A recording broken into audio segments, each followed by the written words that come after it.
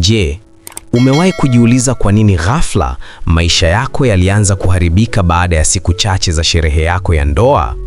Au mahusiano yako na mpenzi wako uliyekuwa ukimpenda sana yalivunjika mara tu baada ya kumpa zawadi maalumu? Watu wengi wanafikiri kila zawadi ni baraka, kila kitu kilichotolewa kwa moyo ni kizuri. Lakini ukweli mchungu ambao watu wengi hawausemi ni huu: kuna zawadi ambazo unapozipokea unaweza kuvuta laana, mikosi na umaskini bila hata kujua. Leo nitakuonyesha zawadi 6 ambazo haupaswi kuzitoa au kuzipokea. Namba 2 na namba 4 huenda ukawa unazitumia kila siku, na huenda ndizo zinazokufanya ukose maendeleo. Lakini kabla hatujaingia kwenye listi hii ya hatari, chukua sekunde chache kugusa neno subscribe, kisha bonyeza alama ya kengele ili uwe wa kwanza kupata kila video yangu mpya. Tayari? Asante. Twende kazi.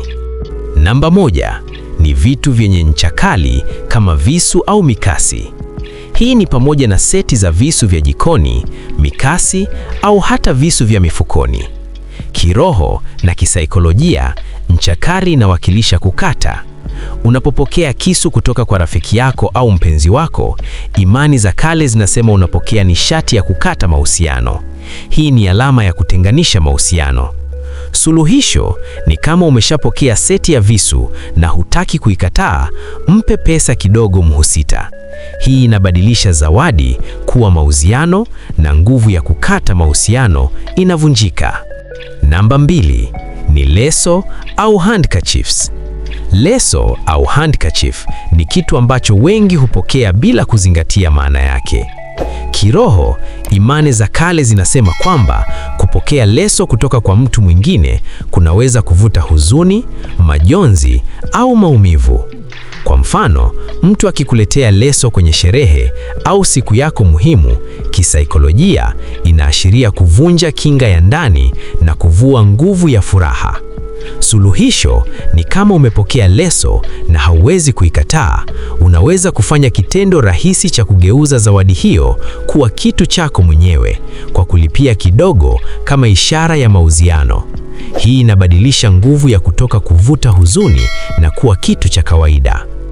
Namba 3 ni pochi tupu.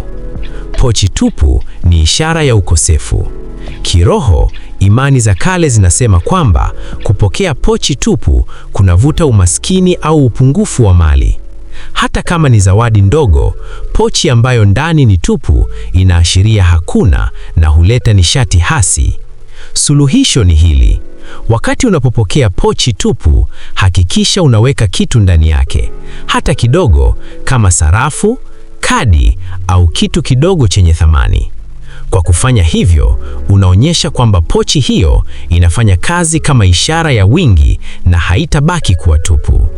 Namba 4 ni viatu. Kupokea viatu kutoka kwa mtu mwingine kuna maana kubwa kisaikolojia. Imani za kale zinasema kwamba viatu vinaashiria hatua za kuondoka au mabadiliko yasiyotarajiwa. Kwa mfano, ukipokea viatu kutoka kwa rafiki yako au mpenzi wako, kinaweza kuvuta nguvu ya kugawanyika au changamoto ya kifedha. Hii ndiyo sababu baadhi ya mahusiano huwa na matatizo mara tu baada ya kumpa mpenzi wako viatu maalumu.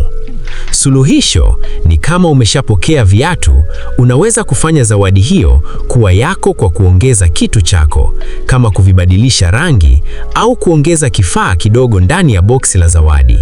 Hii inabadilisha nguvu ya kiroho na huzuia nishati hasi kutoka kwenye kuvuta changamoto. Namba 5 ni kioo. Kioo ni chombo chenye nguvu kisaikolojia.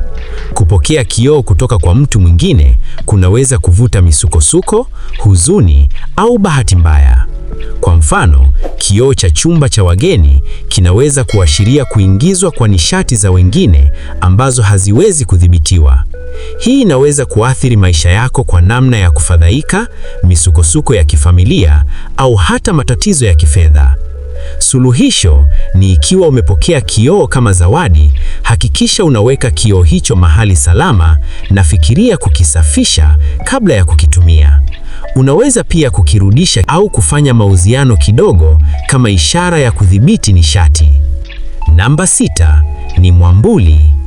Kupokea mwambuli ni ishara nyingine yenye nguvu kisaikolojia.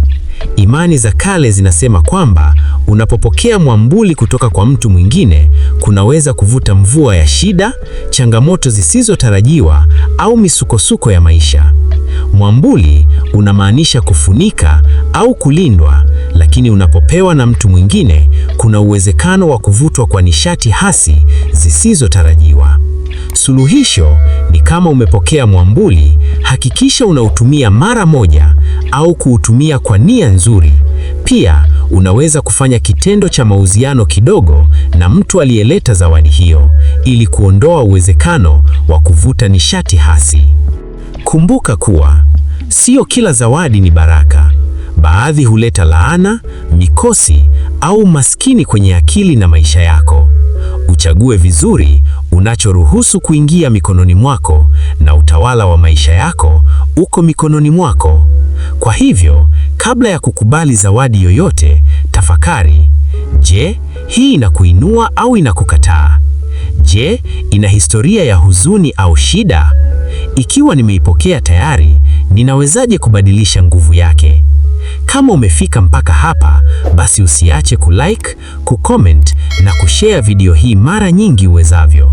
Asanti kwa kuitazama video hii mpaka mwisho, na kwa heri.